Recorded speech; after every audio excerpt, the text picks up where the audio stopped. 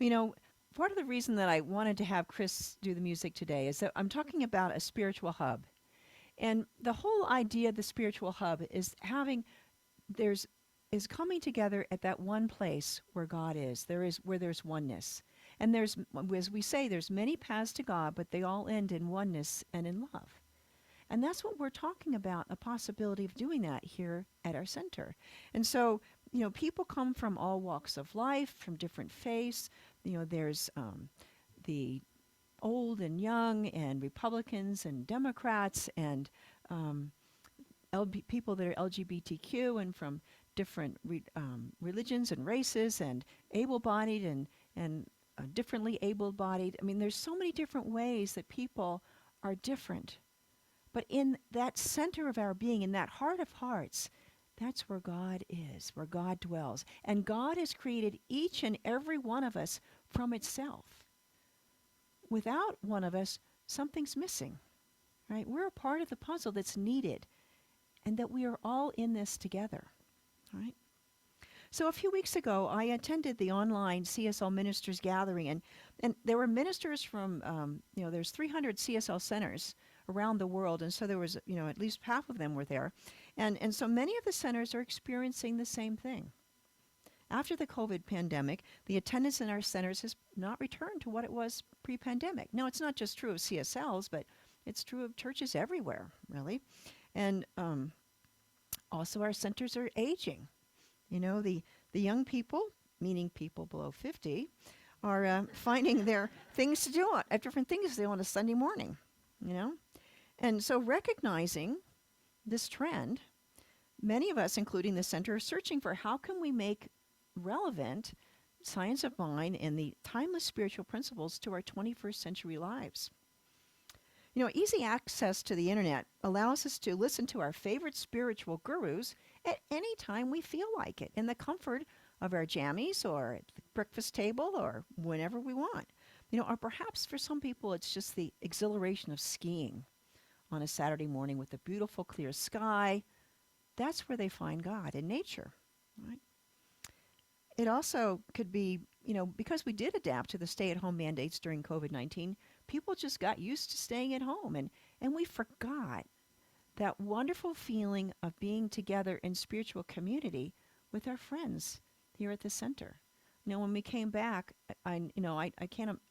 so many people have said, "Oh, it's so wonderful to be back here. I forgot how wonderful it is," and it really is. It's something that we take for granted, but it really is part of what uplifts our lives and reminds us to keep our hearts open and ready to receive as well as to give. The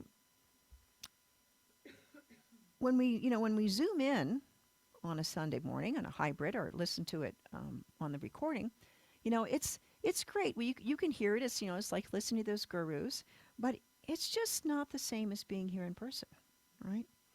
And so, and then as we all grow older together, we wonder, well, where are the younger people? Did they you think of someone, and when young adults reach their late teens and 20s, they quite often frequently leave the church that they grew up in. And now in the past, when they became older, they got married and had children, they would find their way back to the spiritual center, perhaps the one that they grew up in, or maybe one, after some searching, a new one, but a place that they found meeting and community.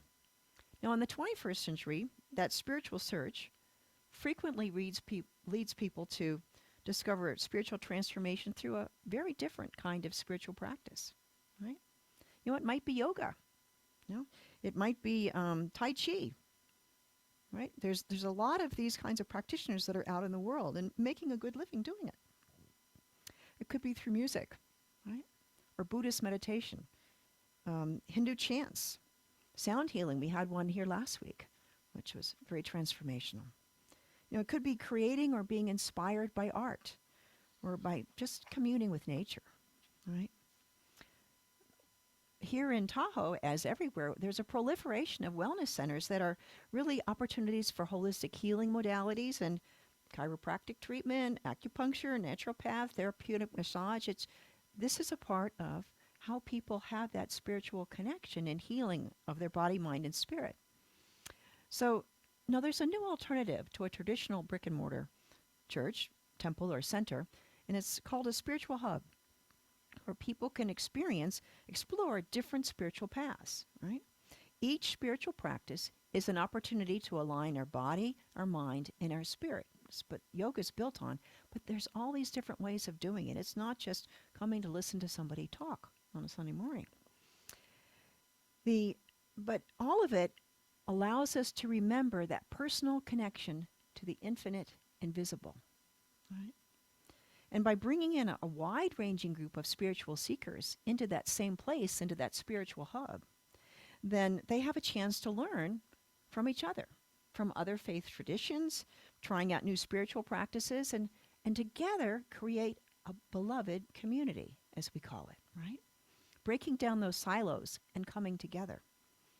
A spiritual hub can also be a place of loving kindness and belonging where it's safe to be vulnerable. It's safe, a place to care for each other and to evolve through spiritual transformation. It's in that dialogue that we have with people that care about us and where we feel safe that it's easier to transform than just, if you listen to someone, it just kind of goes in and some of it registers and then it goes out.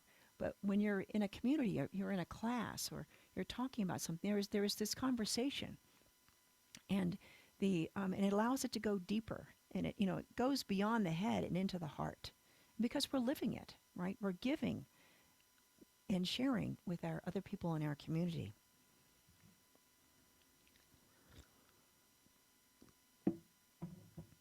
So Sharon Dunn is the minister in Sacramento area, and she has a great quote.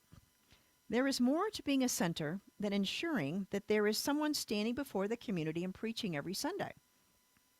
A real spiritual community is a body of people united in science of mind, where everyone rolls up their sleeves to do various things, thereby winning the community to the teaching. Right? And so this is what we're talking about. It's about everybody taking ownership of the center. That's part of what makes it a community. I'm coming to me. You remember that if you came up in a traditional church, you'd say, "Here is this church, and here is this people." You remember that one? Open the doors, and here are all the people, right? Okay, so the heart of the church is not the building. The church is the people and the relationships, and it's the relationship to God at the center of each person and at the center of that community. It's an expression of the divine love, right? And that's what makes it real. So, but coming back to all these societal shifts in the religious organizations. So when you have breakdown, you have this decline, it can either lead to breakthrough or collapse, right? And so the Sunday go to church model, it just isn't surviving. And so in our center, the board's had some serious discussions about this. What do we need to do to be relevant? Well, it isn't. Perhaps we need to have less energy on creating a Sunday service and creating these other opportunities that are more universal to today's people, right? And so so perhaps it's time to release this old model, or at least crop it back and create more space for other things. Now, we've our center is one that was able to successfully be hybrid. COVID closed everything down on Friday, and Sunday we were on Zoom, and it was great. It got us through that process. And we've got this hybrid system that we've got going. And so there's people out there that come only on Zoom, or some people will come here a couple of times a month, and then they will stay at home, which is an hour or 2 hours away some other times, and Carol's one of the ones that, one of our practitioners that we're so grateful that she can watch us from Sacramento, and we get to see her now and then. So it's but so is that part of it? But that's not necessarily an economically viable way of having a center. Well, what about marketing? We haven't done a lot of marketing for our center. We need to be visible. You all know that if you never know something's there, you can have the greatest gift ever, and people will never come in the door. So we need to do some marketing, and so, but this has also been affected by COVID. 2 years ago, we did some really high effort marketing and put flyers out for events and what have you. And the number of people that came in because of the flyers and all the marketing that we did online and the papers was zero, right? But when we did the sound healing for last week, we had 9 people there that don't come normally because of all the flyers and the marketing. So the world is coming, it's again, people are ready to come together. They're ready to come out of their homes and join us. So this is really exciting for us as a center that we now can have some control of bringing people in, and that it's worth the time and effort and money also to do the marketing, perhaps, right? So what about language? Do we use a lot of jargon? When we say oneness, well, what does that mean? There's so if you're here, you know that, oh, that's the greatest thing ever. But if you've never heard that term, it's like, what? So we have to be really careful that we don't use these words that that really keep people closed out. In the reading this morning that Nancy read, one of the things that Ernest Holmes is famous for is saying that science of mind should be open at the top. All right? And he said that if he came back 50 years after he passed away and science of mind was the same as it had been when he died, there was definitely something wrong. Right? And so and so when you're in the world, when we look at God, God is the infinite invisible. It's unconditional love. And so whatever we know about God, there's always more. And so through our spiritual practice and being together, we take, if this is what we know, then we learn to expand it to something more. But whatever we know, there's always an infinite amount of things beyond that is God. And your perspective is different than your perspective. That's different than my perspective. But we need all of those perspectives to come up with still a small part of the infinite love of God. Now, in Christian Science is a case study that we can look at. And Christian Science, with Mary Baker Eddy, founded it. And it was really revolutionary. And so the main difference between Christian Science and religious science, or science of mind, is that in Christian Science, they believe that the manifest world is an illusion. It's not real at all. And the only way to heal is by prayer. There's no need to have a doctor or anyone involved in your healing. And in science of mind, we believe, yes, prayer makes a difference. Yes, it's our beliefs that control what's manifest in the world. And you definitely want to, if you want to change your thinking to change your life. But if you take an aspirin, it's going to help you. It won't get rid of the reason that you got the headache in the first place, the feedback it's giving you that there's something out of alignment in your thinking and so forth. But that's okay, right? And so, but they were very adamant that you don't need. And there were some parents that were actually taken to court for child abuse because they refused to take their children to doctors and things like that. So it's but science of mind and health. There's so many great things about it. And now, while Mary Baker Eddy was alive, it continued to evolve. She wrote the textbook, and there were some revisions, and the things that they did on Sunday mornings were evolved over time. She, updating it as she grew. But but when she passed away, she was the only pastor, and so they were limited to her state of consciousness at the time she passed away. And so it's limited their growth. They're very purist about what they talk about. And I know my husband Michael was a Christian Scientist, and when he came into a religious science church for the first time, it was like, wow, there's so much more out there to know, right? And then also there's in the time of Christian Science, it started in back in the 19th century, and so since then there's so many scientific breakthroughs, about treating cancer. We definitely would like to align our bones when they're broken. We don't just pray them back into, if they're broken, you do want to line it up, right?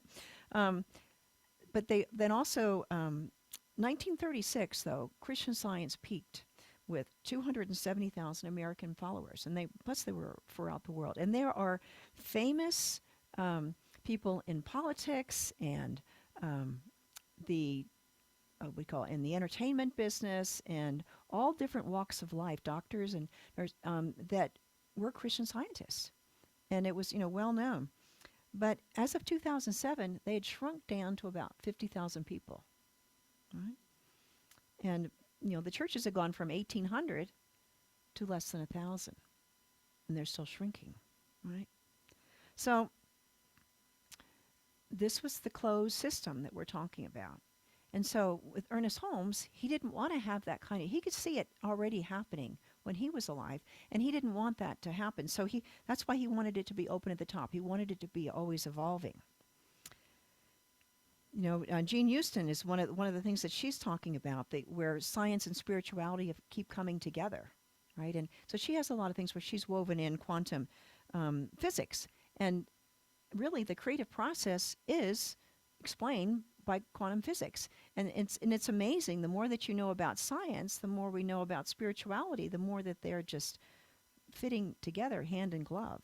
And it's I was speaking to someone tonight that just thinks that we're on the verge of really having this be part of mainstream knowledge of how these two things intersect. But let's come back to the spiritual hub. So what are people seeking? One of the things we think is very important is belonging in that spiritual community. You can hear the spiritual gurus online, but you can't have that community and belonging online, right? Well, you can try, but it's just not quite the same.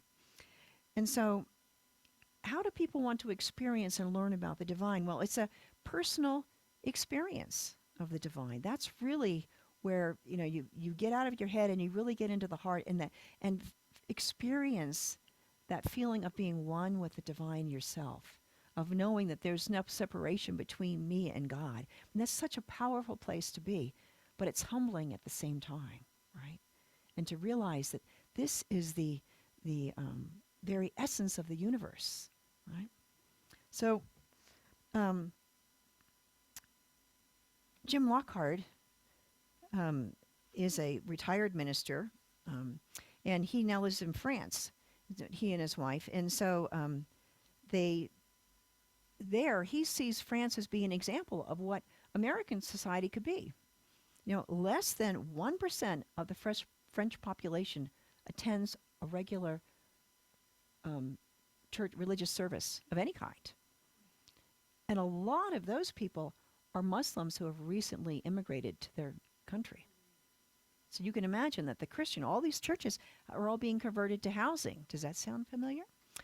But so there's something going on, but partly it goes back to World War II, and World War I. They called on God, and God didn't seem to answer their prayers the way that they had expected, right?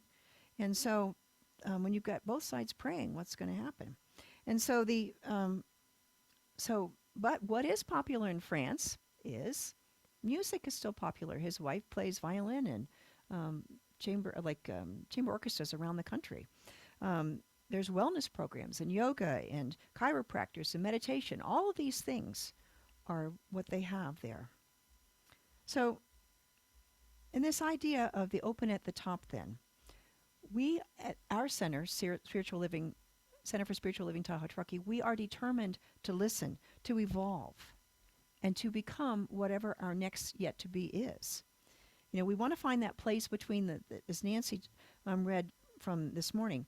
We have two possibilities. We can be so narrow that we never grow, we only have Sunday morning service, or we can be so broad that we have no depth, that we lose all the spiritual principles of science and mind, and we don't want to do that either. So you have to keep the essence of what makes us strong. Spiritual mind treatment is a powerful process that really is true regardless of what religion people belong to, right? This is the creative process. This is what science tells us. And this is something that we can set our intention. And we can set our intention to be something greater and to listen, the highest and best for our center and for our community, right? And for each one of us.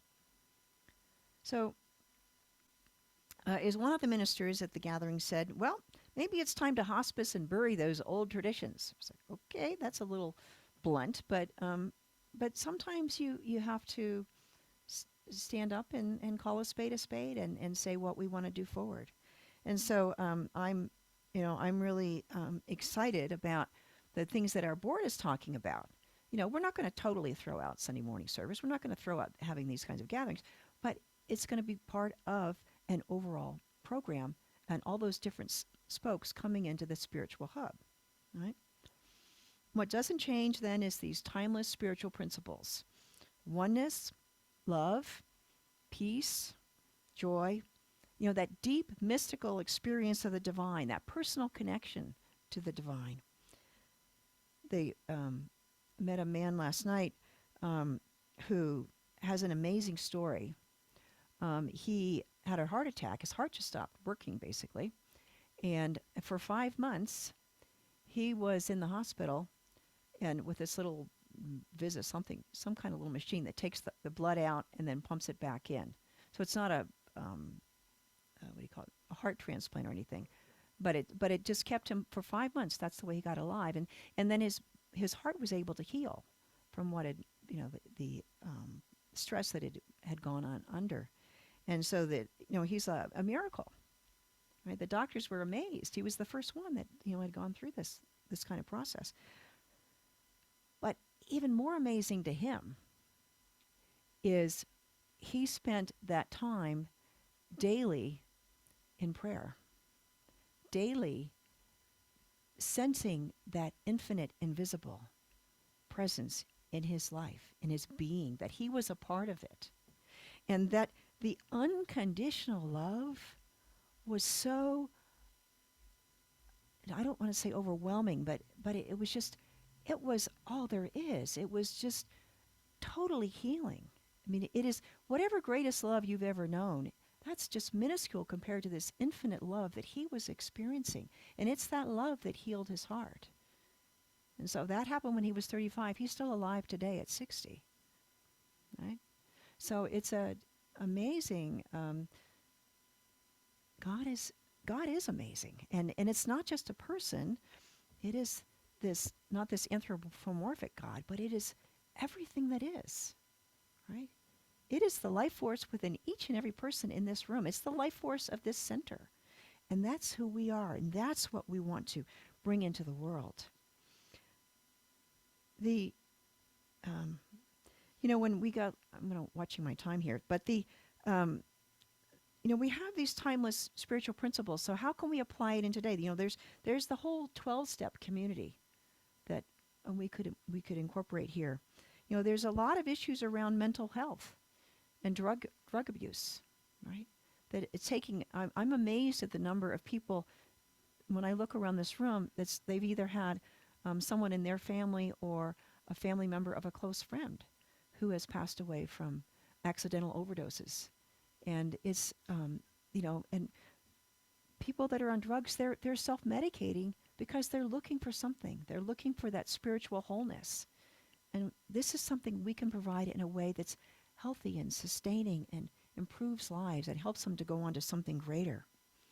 The epidemic of gun violence, that people fighting each other rather than learning to speak and learning to stand for peace in the world, right? In the book, The Four Pivots, is I've talked about this before, but the big thing there, he's talking about how we can change our world. He taught about teaching young black people to be anti-racist and be social activists and change the world in that way. And he taught at San Francisco State University. And what he found after doing this for a couple of decades was that by reinforcing anti-racism, he was locking in racism. He had to have something to fight, in order for that approach to work. And that what we really needed to do was to move, both sides need to break out of their silos and move up to this level where they can talk to each other. And that means we have to be vulnerable, we have to feel safe, and we have to allow ourselves to talk to someone that we would have never imagined ourselves talking to, and finding out that there's more that we share in common as a part of the human race than divides us by far. Right? We all want our families to be happy and healthy and live in prosperously and enjoy nature and all of these things, right? So there's I'm not gonna go through all the steps of the four pivots, but because in the essence of time, but there's a book study that the Centers for Spiritual Living is sponsoring in January. It's free. It's going to be online on Tuesdays from 4 to 5:30 online, starting January 2nd for 5 weeks. And they're going to go through this amazing book as a book study. And so it's a combination of reading and then doing work on ourselves on applying each of those four pivots. And Michael and I have gone through this class. They did it for the ministers and the practitioners in the last month. And it's just amazing, some of the simple little questions when you open up in a safe place and share, that it's really helped me go through some blocking beliefs that really weren't serving me well, and come to something new. And so this is something that the whole movement of the Centers for Spiritual Living is wanting to do, to be part of relevancy. So I really encourage you to attend that, and you can go online and we'll put the link in the newsletter about how to do that, or you can go on csl.org and find out about it. And it might be something that we might want to come here and sit in the congregation, and we can, instead of having groups of 4 online in a breakout room, you could have a group of 4 here and have that kind of personal practice with our friends here in the center. So we come back to the spiritual hub then, and so it's the idea of building bridges with people that may not call themselves religious, but they're interested in the spiritual practices. They're interested in having their own lives have that alignment of body, mind, and spirit. They're interested in hearing about how science and spirituality comes together, and philosophy and psychology, interfaith experiences, right? Art and nature and music. I mean, this place could be filled with art shows, or wherever we are, art shows and nature and music, even more music, having concerts that we have here. So this is about becoming a love-minded community instead of a like-minded community, right? Love-minded rather than like-minded. We don't want to all be the same. We want the diversity, but we all want to be here for love, right? And so, we want to, as we find and recruit people that are interested in cooperating, it's like creating a new startup in a certain way. Planning a new spiritual center. But as we bring in all of these people from different spiritual practices, there are also people that are going to be ready to be a part of leading this step forward, of building this beloved community and expanding the number of lives that are impacted by what we're doing. It's about bringing in more laity leadership. It's not just about the ministers and the practitioners, but the laity people, they understand business parts, and they experience things. And life is... they may have, I know a lot of lady people that have studied just as much as I have. They just don't have the credential of being a minister, right? And that spiritual experience is God that speaks through us, right? And sometimes, some of the greatest experiences that I've had are something that comes just as a feeling, right? It's not something I learned out of a book. It's that experience of the divine. And that is really the most important part of all of this. We want to make a place where that can happen. So there's lots of examples of some of the different centers are trying this out in CSL Santa Cruz. They've got they have a place where a lot of interfaith communities are coming together, and they've got something going on there not 24/7, but 7 days a week. There's all different kinds of things happening. And another center is created an educational nonprofit within their center. And the reason they did that was that a lot of the classes and stuff they have are are fit what the grant foundations want to give out. But because we're a religious organization, we don't qualify. So there was about 95% of the grants I looked at it, trying to look at funding for the center. We don't qualify simply because we're religious. Everything else, it matches what we want to do. But so they created an educational organization, and that's a way that they can accept the grant money, and it's working for her in that center. So there's lots of different ways that we can look at things um, and move this forward. The but in that creative, we're always using that creative process, right? And Troward, and he's one of the people that inspired Ernest Holmes. He said that he brings out in his writings that the infinite can do for us only what it can do through us, right? So it's if we sit around twiddling our thumbs waiting for someone else to fix it, not going to happen. But if we are willing to say, okay, I am willing, what am I called to do? Each one of us. Then together we're going to build something really fantastic. And so this is where we are. There was a great talk in the quote that Colleen had in the newsletter today, and this is from Elizabeth Gilbert, who wrote Eat, Pray, Love. She said, "Imagine that the universe is a great spinning engine. You want to stay near the core of the thing, right in the hub of the wheel, not out at the edges where the wild whirling takes place, where you can get frayed and crazy. The hub of calmness, that's your heart. That's where God lives within you. So stop looking for answers in the world. Just keep coming back to that center, and you'll always find peace." Right? So Spirit is seeking to express itself in greater and greater measure, greater love, greater beauty, greater wisdom, in all things, including right here and right now in each one of us and in our Center for Spiritual Living, Tahoe-Truckee. So what is the next yet to be for our center? It could very well be a spiritual hub, right? And your board is taking up the call, and they're working energetically to bring this possibility into being, and together we can create the future. So let's begin now. Let's take this to prayer.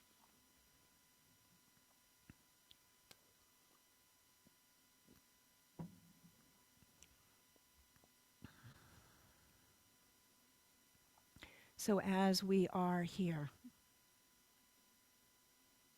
we are in the presence of the divine, the power and the presence and the love of the divine, infinite love. And as we take the time to stop and let go, and stop moving through the frenzied pace of our lives, stop finding one problem after another, we let go and settle into that wholeness of spirit. We settle into the arms of God. We settle into knowing that we are an integral part of the divine, and that it is that impulse to live, that impulse to be something more, is that impulse of the infinite invisible seeking to express itself in and through and as us.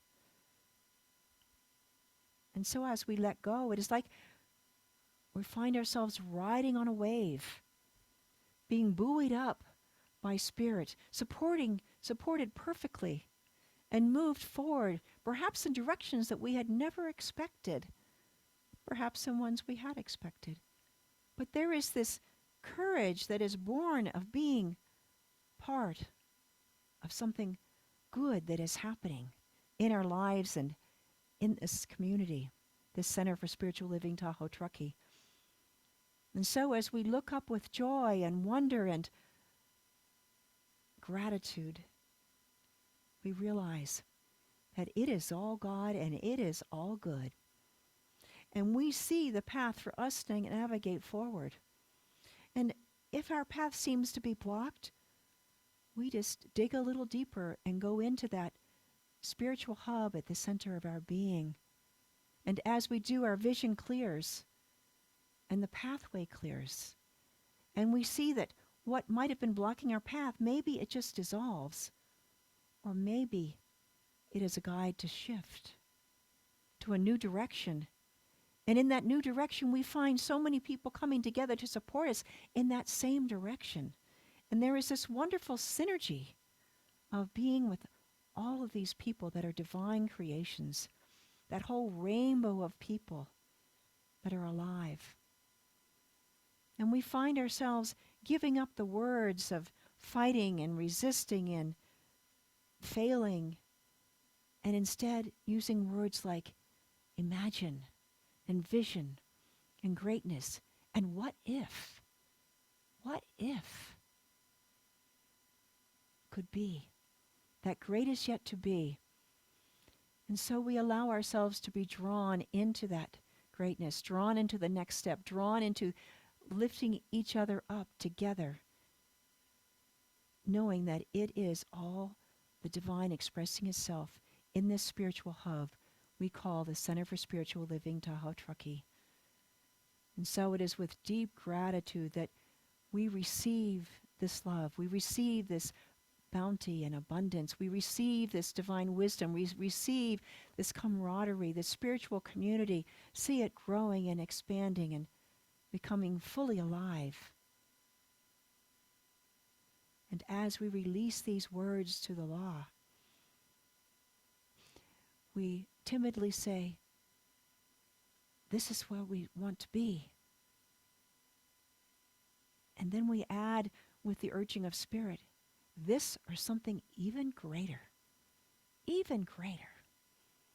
And we say, yes, we accept it and we let go and let God make it so. That's the way it works. And so with deep gratitude, we say, thank you, Father, Mother, God. And together we say, and so it is.